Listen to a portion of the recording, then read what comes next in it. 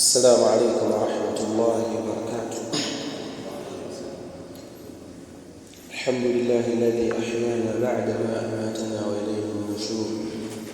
أصبحنا وأصبح الملك لله والحمد لله رب العالمين، والصلاة والسلام على أشرف الأنبياء وإمام المرسلين وعلى آله وأصحابه والتابعين ومن تبعهم بإحسان إلى يوم الدين. أما بعد، بتوفيق الله سبحانه وتعالى نواصل في بيان الأحكام المتعلقة بالصوم. وتوفيق الله سبحانه وتعالى tunaendelea na majlisi yetu ya kubainisha baadhi ya hukumu mbalimbali zinazofungamana na ibada tukufu ya saumu ambayo iko mbele yetu katika mwezi mtukufu wa Ramadhani, saumu ya faradhi. Katika majlisi iliyotangulia tulisema katika majlisi ya leo insha Allah tutaanza kutaja almasail almutaalliqa binniya, mambo ambayo yanafungamana na nia. Kama huwa almaruf anna likulli ibadatin niyatun, kama inavyofahamika kuwa kila ibada haikubaliwi na Allah subhanahu wa ta'ala mpaka mtu awe na nia katika ile ibada. Wa hakadha fi sawm, na hivyo hivyo katika saumu. Na hapa tutataja masala mbili peke yake. Jambo la kwanza katika nia. Je, Muislamu unapoingia mwezi mtukufu wa Ramadhani inamtosha nia moja anayoiweka kwamba yeye ana nia ya kufunga? Ile nia yake ya kufunga moja yamtosha kwa mwezi mzima, au ni lazima kila siku awe ni mwenye kuweka nia? Na hapa kuna kauli mbili za wanachuoni.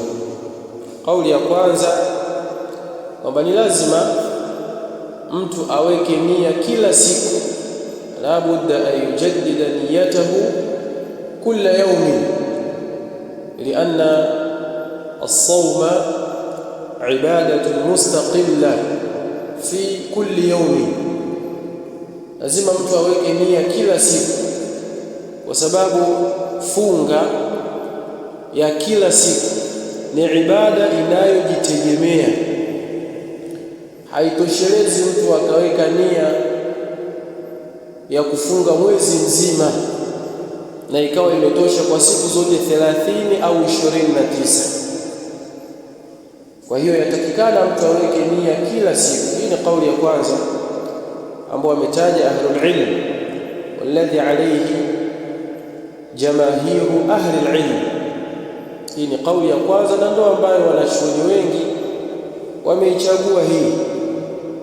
Ama kauli ya pili yenyewe yasema yatosheleza mtu anapoingia katika mwezi mtukufu wa Ramadhani na ikawa nia yake ni kufunga mwezi mzima wa Ramadhani, basi yatosha ile nia yake moja ikatosheleza katika siku zote, isipokuwa tu ikiwa itatokea dharura mathalan au udhuru wa kisheria, mtu akasafiri au akapata maradhi, au kama ni mwanamke kaingia katika ada zake, atakapoondoka katika huu udhuru, basi atakapoanza kufunga tena inabidi aweke tena nia upya, kwa sababu nia yake tayari ilishavunjika. Wallahu a'lam. Lakini kauli ambayo ni sahihi zaidi katika kauli hizi mbili, yatakikana Muislamu kila siku aweke nia katika mwezi mtukufu wa Ramadhani. Kila siku moja anapotaka kufunga, basi aweke nia kwa ajili ya hiyo ibada. Wa almas'ala athaniya, mata takunu niyya. Na mas'ala ya pili, muda wa kuweka nia ni muda gani? Yani wakati gani mtu anaweka nia kwa ajili ya saumu? Je, anaweka baada ghurubi shams au fi al-layl au qabla al-fajr, aweke baada ya kuzama jua au wakati wa usiku peke yake au ni qabla al-fajr. Taban, na hapa pia kuna kauli za wanachuoni mbili. Kauli ya kwanza, anatakikana Muislamu aweke nia ya kufunga saumu anatakana Muislamu aweke nia ya kufunga saumu qabla al-fajr, sawa sawa ikawa baada ghurubi shams au wakati wa usiku ikiwa ni mutasfi al-layl au qabla al-fajr, lakini kwa sharti isivuke qabla al-fajr. Ndio kauli ambayo alayhi jamaahiru ahli al-ilm, lakini al-ahnaf au hanafia wenyewe waona kwamba yawezekana mtu hata katika somo ya faradhi akaweka nia wakati wa mchana, yawezekana, yani jua limechomoza, alikuwa hajaweka nia ya funga, basi akaweka nia asubuhi saa 1, saa 2, saa 3 kabla zawali, yani kabla hakujaingia wakati wa salati adhuhur.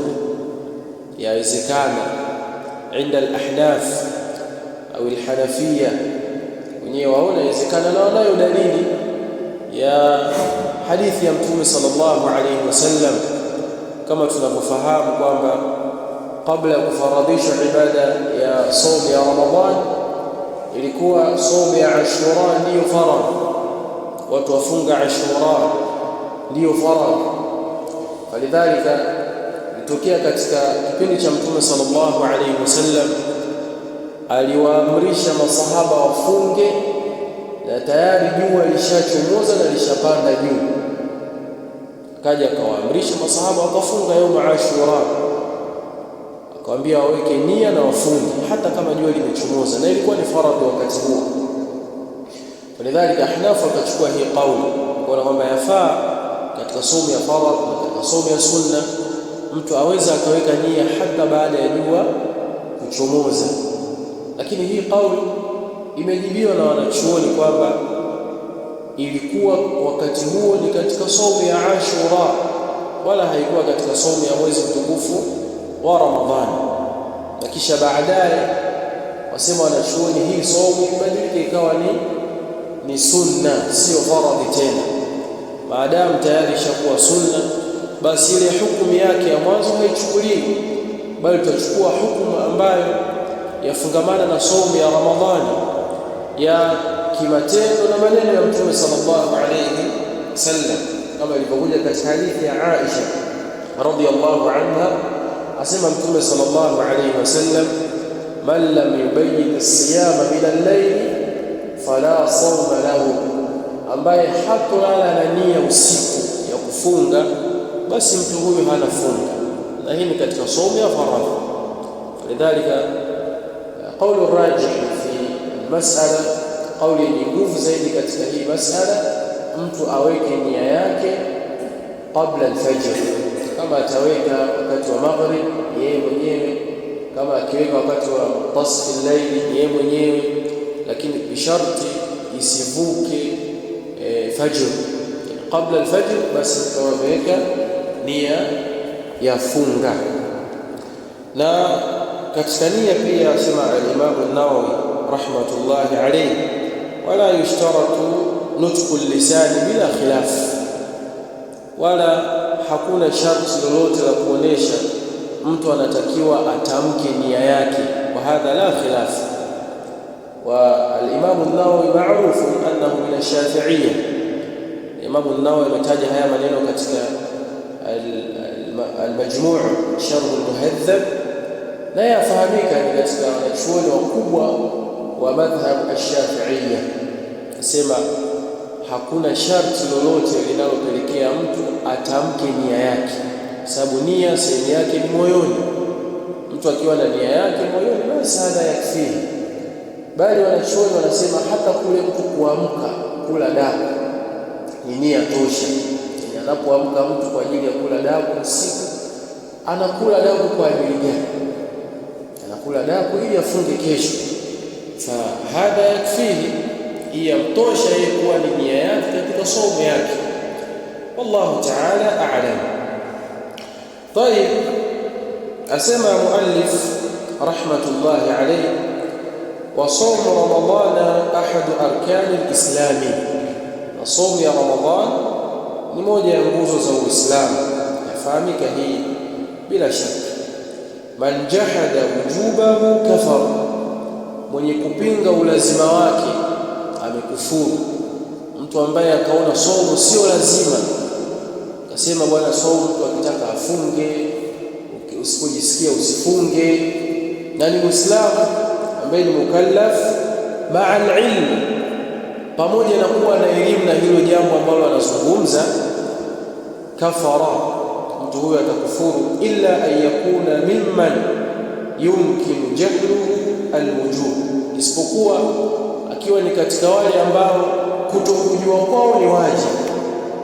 Yani mfano almajnun, mtu mwenda wazimu, huyu si lazima afahamu wajibu wa somo, au mtoto mdogo ambaye sio mukallaf, huyu pia si lazima afahamu wajibu wa somo.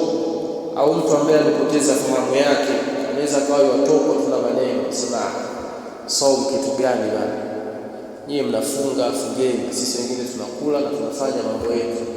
Lakini ni mtu ambaye ni jahil, yani majnun mathalan, au al-insan alladhi la yuhsinu at-tasarruf, mtu ambaye hajielewi, tunazungumza tu, au akawa pia ni mtu ambaye ukriha alayhi, mtu ambaye amelazimishwa, mtu ameshikwa kwa nguvu, akaambiwa bwana, wewe tutakuua, lazima utangazie watu, waambie kwamba somo ni kitu si cha lazima wala akifai. Sasa wakati huu mtu akizungumza haya maneno ikiwa ni ya mdomoni tu, wala haitakidi katika moyo wake, basi haisabiki kuwa ni kufuru. Lakini akizungumza kwa radhi kabisa, na hiyo furahi na moyo wake uko radhi, anahesabika ametoka katika Uislamu. Waman tarakahu tahawunan fahuwa ala khatari, na mwenye kuacha somo kwa uzembe tu, anaweza kufunga lakini akaamua aache, yuko katika hatari kubwa sana, yuko katika hatari kubwa sana. Wa huna masala, na hapa kuna masala moja, hukumu man taraka as-sawma amdan, au hukumu man aftara nahara ramadana amdan, hukumu ya mtu ambaye ataacha kufunga maksudi, hana udhuru wote wa kisheria. Yani ameamka tu asubuhi akaamua siku ya leo bana, nisifungi bana, kwani kuna nini? Kaamua tu mwenyewe, yani anajua kabisa somo ni wajibu, yuko na afya yake nzuri, sio msafiri, lakini akaamua tu asifunge siku hiyo, amua nisifunge. Na hukumu yake ni ipi mtu kama huyu? Hukumu yake wanachuoni wametaja kauli mbili. Kauli ya kwanza, hadha al-insan yaqdi yawmahu wa yatub, huyu mtu inabidi hiyo siku ailipe na atubie kwa Allah subhanahu wa ta'ala, li'annahu irtakaba kabiratan min al-kaba'ir, kwa sababu amefanya dhambi kubwa sana katika madhambi ambayo Muislamu hatakiwi kuyafikiria hata kuyafanya, ni hili la kuacha kufunga kwa maksudi, tena kwa uzembe, na hali ya kuwa anaweza. Hiyo kauli ya kwanza, atubie na hiyo siku ailipe baada ya Ramadhani kuisha. Ama kauli ya pili, yatubu ila Allah wala yaqdi, kauli ya pili, anatubia kwa Allah, atubie kwa sababu ni dhambi kubwa amelifanya, lakini hailipi hiyo siku, hailipi. Na wametaja wanachuoni katika hii kauli ya pili, kwa nini halipi? Kwa sababu anayetakiwa kulipa somo ni mtu ambaye amefungua kwa udhuru wa kisheria, huyo ndo anatakiwa alipe somo. Ama yule ambaye amefungua bila udhuru wa kisheria, analipa nini sasa? huyu hana ruhusa yoyote ya kufungua, falidhalika hatakiwi kulipa. Bali imekuja hadithi ya Mtume sallallahu alaihi wasallam inasema, atakayeacha kufunga mchana wa Ramadhani bila udhuru wowote hawezi kulipa hiyo siku, hata kama atafunga milele. Hata kama atafunga milele, yeye akawa yofunga kila siku ili alipe ile siku moja tu, hawezi kulipa. Na hii ameitaja pia hadithi akiifanya istidlali nayo al-Imam Dhahabi katika al-Kabair, akionyesha ukhatari wa hili jambo na ubaya wa Muislamu kuamua kuwa mzembe katika ibada ya faradhi wakati ambao inafaa. Ni mfano wa mtu ambaye ameacha swala mpaka wakati wake ukaisha. Ni mtu hajaswali mathalan salatul fajr na ameamka kabisa, akakaa, kumeadhiniwa, kumekimiwa, yeye amekaa au kaamua alale, ameamka, amekaa, amesikia watu wanasali, akaamua ngoja tulale, alala mpaka jua likachomoza. Mtu huyu akiamka analipa au halipi? Huyu halipi swala kwa sababu ameiacha swala kwa uzembe mpaka muda umepita. Anayelipa swala ni yule ambaye ameiacha swala kwa udhuru wa kisheria, ima alikuwa amelala usingizi hajazinduka, au amesahau, au alikuwa mathalan ni mgonjwa kwa wakati huo wa swala akaja kuzinduka baadaye, na udhuru zingine ambazo za kubaliwa kisheria. Lakini mtu ameamua tu tahawula, dhambi lake ni kubwa na wala hana ruhusa ya kulipa hiyo ibada, kwa sababu ni ruhusa ya kulipa ibada ni yule aliyeacha ibada kwa udhuru wa kisheria. Pamoja na kuwepo ikhtilafu za wanachuoni, lakini kauli ambayo ni sahihi zaidi, wallahu a'lam, ni kwamba mtu huyu atubie tu kwa Allah subhanahu wa ta'ala, lakini hailipi hiyo siku. Hata akafunga masiku mengi kiasi gani, hataweza kuilipa. طيب، asema muallif rahmatullahi alayhi, wa furida sawmi wa fardhu sawmi ramadana. Hapa usahihi ni wa furida sawmu ramadana fi sanati thaniya, kuna kidogo kosa la uandishi. Wa furida sawmu ramadana fi sanati thaniyati, sawmu ya Ramadhan au funga ya Ramadhan imefaradhishwa mwaka wa pili من الهجرة وهجرية. فصام رسول الله صلى الله عليه وسلم 9 رمضانات. ثم عليه الصلاة والسلام akafunga Ramadhani 9 kwa sababu amefariki mwaka wa 11 wa Hijria. وكان أول ما فرض, na ilikuwa mwanzo ikifaradhishwa saum, an yukhayyara an-nas baina as-siyam wal-it'am an kulli yawmin miskinan. Watu walikhiarishwa mwanzo, mtu anaweza akafunga au akalisha maskini mmoja kila siku. Maa tarjihi sawm, pamoja na kufunga kuwa ni bora zaidi. Wa antasumu khairun lakum, kama ilivyokuja katika aya, qala Allah ta'ala, wa 'ala alladhina yutiqunahu fidyatun ta'amu miskin. Wale wanaoweza pia wanaoweza kutoa fidia basi walishe maskini.